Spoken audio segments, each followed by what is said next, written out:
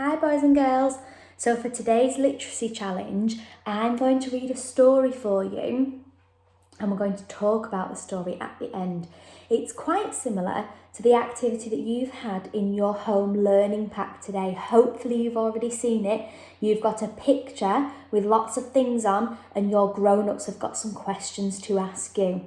So I'm going to read you this story and then I will go back to one of the pages and we'll look at the page, the picture, and I will have some questions to ask you. Okay, so turn your listening ears on.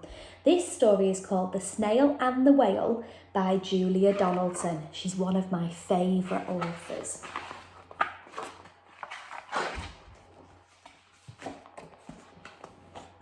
This is the tale of a tiny snail and a great blue humpback whale.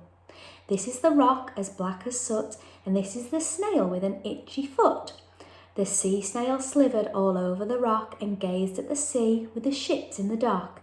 And as she gazed, she sniffed and sighed, "The sea is deep and the world is wide. I have a long sail," said the tiny snail. These are the other snails in the flock, who all snuck tight to soothe black rock, and said to the snail with an itchy foot, "Be quiet, don't wiggle, sit still, stay put." But the tiny sea snail sighed and sniffed. They cried, "I've got it, I'll hitch a lift." This is the trail of a tiny snail, a slivery trail that looped and curled and said, "Lift wanted around the world."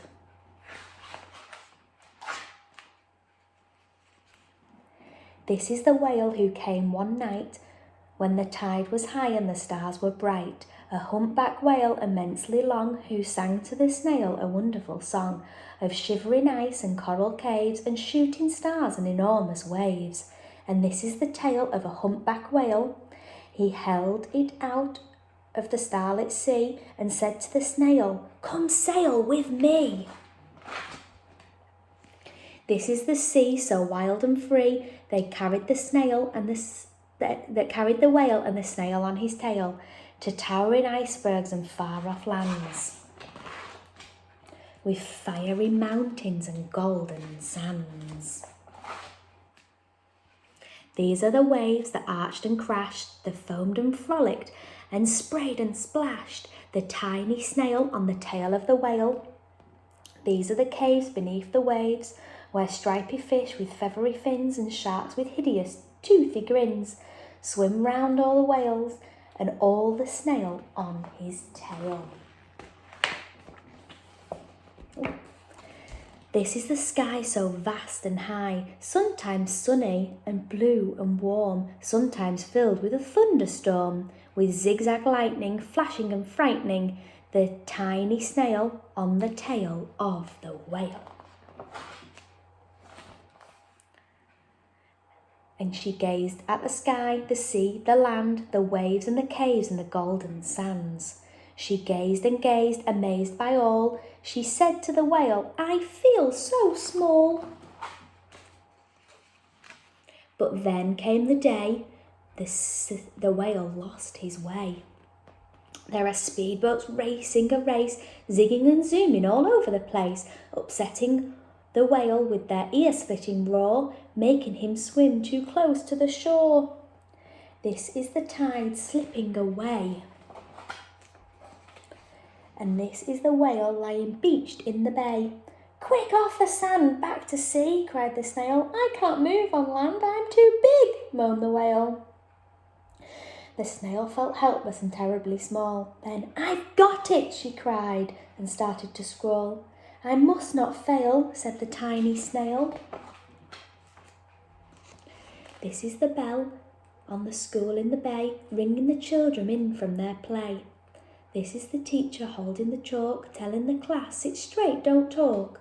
This is the board as black as soot, and this is the snail with an itchy foot. "A snail? A snail?" The teacher turned pale. "Look," says the children, "it's leaving a trail." This is the trail of the tiny snail, a slivery trail saying, "Save the whale." These are the children running from school, fetching the fireman, digging a pool, squirting and spraying to keep the whale cool.